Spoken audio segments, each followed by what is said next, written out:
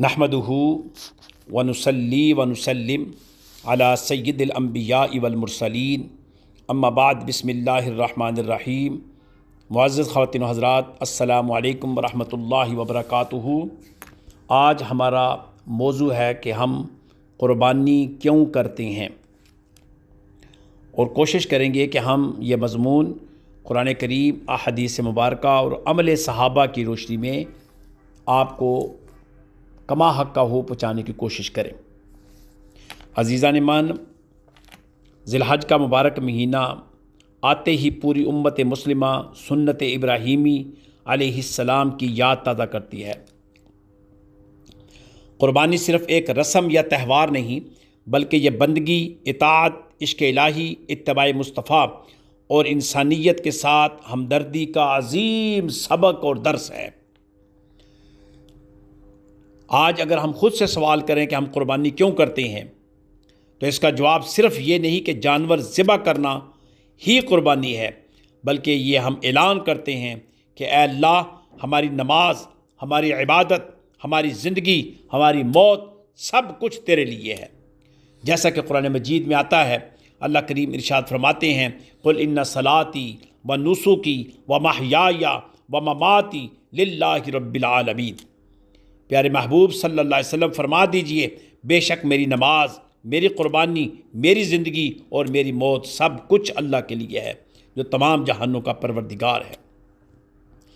यह आयत हमें सिखाती है कि क़ुरबानी महज जानवर का खून बहाने का नाम नहीं, बल्कि अपनी पूरी ज़िंदगी अल्लाह करीम के नाम पर, इताअत पर, इत्तिबा पर सुपुर्द कर देने का नाम है। क़ुरबानी की असल बुनियाद इब्राहीम अलैहिस्सलातु वस्सलाम और हज़रत इस्माईल अलैहिस्सलाम का वो अज़ीम वाक़या है, जब अल्लाह करीम ने हज़रत इब्राहीम अलैहिस्सलाम को हुक्म दिया कि अपने बेटे को मेरी राह में क़ुरबान कर दें। तो इब्राहीम अलैहिस्सलाम ने अपने इस ख्वाब को जो उन्होंने देखा था, जो अल्लाह ताला की तरफ से ख्वाब में हुक्म आया था, वो फ़ौरन अल्लाह के सामने सर झुकाते हुए अपने बेटे से कहा कि बेटा, अब तुम क्या चाहते हो। तो कमाल उस बेटे ने इताअत और फर्माबरदारी की मिसाल कायम कर दी। उसने कहा, अब्बा जान, आप वही कीजिए जिसका आपको हुक्म दिया गया है, इंशाअल्लाह मुझे सब्र करने वालों में पाएंगे। ये है इस्लाम, ये है शरीयत इब्राहीमी, ये है शरीयत मोहम्मदी सल्लल्लाहु अलैहि वसल्लम। यानी रब्बे करीम की रज़ा के सामने अपना तन, अपना मन, अपना धन, अपनी औलाद सब कुछ कुर्बान कर देने का नाम कुर्बानी है। अल्लाह जल्ले मजदहू कुरान मजीद में इरशाद फरमाते हैं, फसल्लि लिरब्बिका वनहर, बस नमाज भी पढ़िए अपने रब के लिए और नहर यानी कुर्बानी भी कीजिए। इस मुख्तसर आयत में दो अजीम इबादतों का जिक्र है। नमाज बंदे की रूहानी बंदगी है, कुर्बानी बंदे की माली और अमली बंदगी है। गोया मुसलमान सिर्फ ज़ुबान से नहीं, बल्कि अपने माल और अपनी महबूब चीज़ों से भी अल्लाह करीम की इताअत और इत्तिबा करता है। अल्लाह की राह में फरमाया गया, अल्लाह की राह में अपनी जान के ज़रिए, अपने माल के ज़रिए, अपने वक़्त के ज़रिए कुर्बानी करो। सिर्फ नमाज रोज़ा नहीं, बल्कि हज और ज़कात और कुर्बानी भी अल्लाह की राह में करो। और कुर्बानी का असल जो मकसद है सूरह हज में आता है। अल्लाह करीम फरमाते हैं कि अल्लाह करीम को ना तो तुम्हारा गोश्त पहुँचता है, ना खून, बल्कि तुम्हारा तकवा पहुँचता है कि तुम किस हद तक अल्लाह की बारगाह में मुत्तकी और परहेज़गार हो। अज़ीज़ान मन, अल्लाह करीम को हमारे जानवरों की ज़रूरत नहीं, बल्कि वो हमारे दिलों के अखलास को देखता है, हमारे दिलों की नीयत को, खुलूस को देखता है। अगर कुर्बानी के अंदर रियाकारी हो, नमूद नुमाइश हो, गरूर हो और तकब्बर हो, तो इबादत की रूह बाकी नहीं रहती। तो फिर कुर्बानी क्या हुई? नफ्स की कुर्बानी है, अना की कुर्बानी है, ख्वाहिशात की कुर्बानी है, गुनाहों से बचने की कुर्बानी है। फिर आइए आप बताते हैं कि मेरे आका अलैहिस्सलातु वस्सलाम भी नहर किया करते थे। रसूल करीम सल्लल्लाहु अलैहि वसल्लम ने खुद कुर्बानी फरमाई और उम्मत को इसकी तरगीब दी। हज़रत अनस रज़ी अल्लाह तआला का फरमान अज़ीम है, वो फरमाते हैं कि आका अलैहिस्सलातु वस्सलाम का फरमान अज़ीम कि रसूल करीम सल्लल्लाहु अलैहि वसल्लम ने 2 खूबसूरत मेंढों की कुर्बानी दिया करते थे, अपने दस्ते मुबारक से ज़िबा करते थे। एक कुर्बानी अपनी तरफ से होती थी और दूसरी कुर्बानी उम्मत के गरीब तरीन अफराद की तरफ से होती थी। ये है मेरे आका अलैहिस्सलाम का उम्मत से मोहब्बत। और कौन सी उम्मत? जो क़यामत तक के लिए उम्मत है। फिर आए अमले सहाबा को देखते हैं।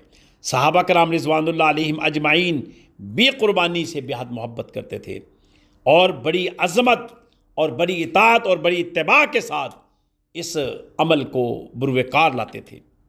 हज़रत अब्दुल्ला बिन उमर रज़ी अल्लाह तआला अन्हुमा हमेशा कुर्बानी का एहतमाम करते थे और दीगर कसीर सहाबा जो साहिब हैसियत थे वो कुर्बानी दिया करते थे। हज़रत अली रज़ी अल्लाह तआला अन्हु 2 कुर्बानी दिया करते थे, एक अपनी तरफ से और एक रसूल करीम सल्लल्लाहु अलैहि वसल्लम की तरफ से। जब उनसे पूछा गया इस अमल के बारे में तो उन्होंने फरमाया, मुझे आका अलैहिस्सलातु वस्सलाम ने वसीयत फरमाई थी, इसलिए मैं एक कुर्बानी हज़ूर अलैहिस्सलातु वस्सलाम की तरफ से करता हूँ। कुर्बानी हकीकत में ये सिर्फ़ इबादत नहीं बल्कि इंसानियत के साथ मोहब्बत का अमली सबूत है। इस्लाम हमें हुक्म देता है कि कुर्बानी के गोश्त में अपने अहल व अयाल, अपने रिश्तेदार, अपने पड़ोसी, अपने यतीम, मसाकीन और गरीबों को भी शामिल करो। और अगर कुर्बानी आप वक़फ़ करते हैं ऐसी जगहों पर या ऐसी तंजीमों के ज़रिए कुर्बानी देते हैं कि जो कि गोश्त को अल्लाह के लिए तकसीम कर देते हैं, उन जंगलों में, उन बियाबानों में, उन देहातों में, उन गाँव में जो कि सारा साल इस कुर्बानी वाले गोश्त या वैसे ही गोश्त से महरूम रहते हैं। क्योंकि जब किसी गरीब के घर में ईद के दिन गोश्त पहुंचता है तो उसके बच्चों के चेहरों पर खुशी आ जाती है। यही इस्लाम का मंशा है। इस्लाम की खूबसूरती यही है कि इबादत के साथ साथ इंसानियत की खिदमत भी करता है और इंसानियत को खुशी पहुंचाता है। क्योंकि कुर्बानी हमें सिखाती है कि खुद ना खाओ, दूसरों को भी खिलाओ, अपने लिए ना जियो बल्कि दूसरों के लिए जियो और उनको जीने का हक भी दो। आज हमें क्या क्या कुर्बान करना चाहिए? जानवरों की कुर्बानी के साथ साथ हमने अपनी अना की भी कुर्बानी देनी है, हमने हसद और ग़ीबत की भी कुर्बानी करनी है, हमने नफ़रत और दुश्मनी की भी कुर्बानी करनी है, हमने हराम कमाई से बचने की भी कुर्बानी करनी है, हमने तकब्बर और नखुव्वत की भी कुर्बानी करनी है और अपनी ज़िंदगी को सुन्नत मुस्तफ़ा सल्लल्लाहु अलैहि वसल्लम के मुताबिक ढालने की कोशिश करनी है। तब ही हमें कुर्बानी की असर रूह हासिल होगी। आइए इस साल कुर्बानी को सिर्फ रस्मन ना बनाएं बल्कि अल्लाह करीम की रज़ा के लिए करें, रसूल करीम सम की सुन्नत को समझ कर करें, अखलास के साथ करें, गरीबों, यतीमों, मसाकीन को अपनी खुशियों में शरीक करके कुर्बानी करें। अल्लाह करीम हमें कुर्बानी की हकीकी रूह नसीब फरमाए, हमें आका अलैहिस्सलातु वस्सलाम की सुन्नत पर चलने की तौफीक अता फरमाए, हमें सुन्नत इब्राहीमी को हमेशा ज़िंदा रखने की तौफीक अता फरमाए।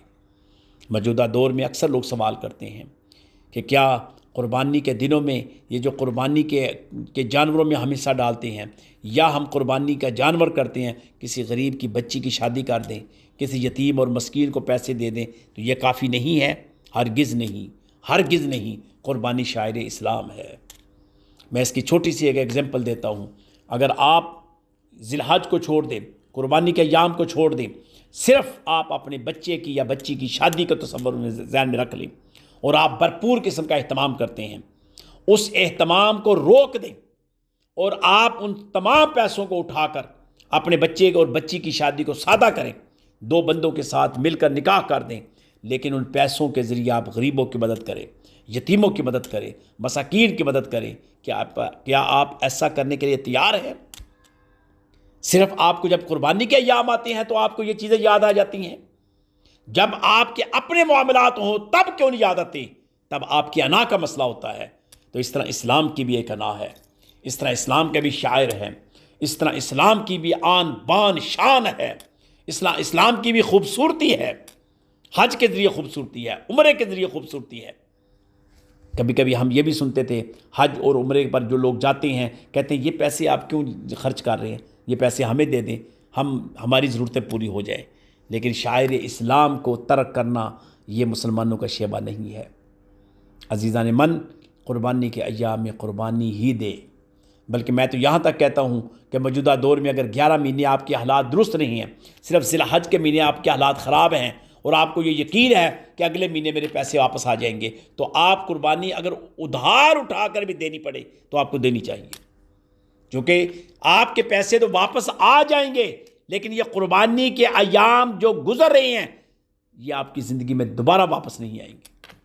क्या पता कि अगले चंद महीनों के बाद आपकी फौतगी हो जाए, आपकी डेथ हो जाए और आपके पैसे वहीं के वहीं रह जाएं, और कुर्बानी का जो आपने अमल करना था उससे आप महरूम रह गए, क्योंकि जी मेरी जेब में पैसे नहीं थे। और हफ्ते के बाद, 10 दिन के बाद, 10, 11, 12 ज़िलहज ख़त्म हुई, पैसे आपके पास आ गए, लेकिन अब आप कुर्बानी नहीं दे सकते। तो फिर आप ये नहीं कहते कि मैंने नीयत की थी। नो नो, अगर आप बाकी काम अपनी ज़रूरत के वक़्त किसी ना किसी शक्ल में उधार उठा कर सकते हैं तो दीन के लिए क्यों नहीं। मेरे आका अलैहिस्सलातु वस्सलाम का ये फरमान अज़ीम है कि दीन के साथ इस तरह जिद्दोजहद करो जिस तरह अपनी औलाद की कफ़ालत के लिए करते हो, निढाल हो जाते हो। दीन की बातें इस अंदाज से करो, दीन के शायर की गुफ्तगू इस अंदाज से करो, लोगों को इताअत और इत्तिबा में इस हद तक लेकर आओ कि तुम निढाल हो जाओ। अज़ीज़ान मन, हम इन अय्याम के अंदर सबसे जो बेहतरीन काम है, सबसे जो बेहतरीन अमल है वो कुर्बानी है।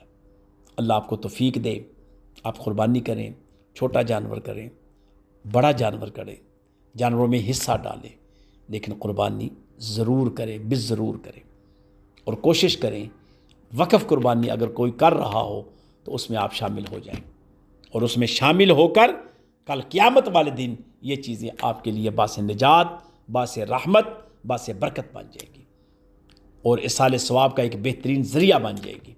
अल्लाह ताला से ये दुआ है कि अल्लाह करीम समझने की तौफ़ीक़ अता फ़रमाए। आमीन। व आखिर दावाना अनिल हम्दुलिल्लाहि रब्बिल आलमीन। अस्सलामु अलैकुम व रहमतुल्लाहि व बरकातुहू।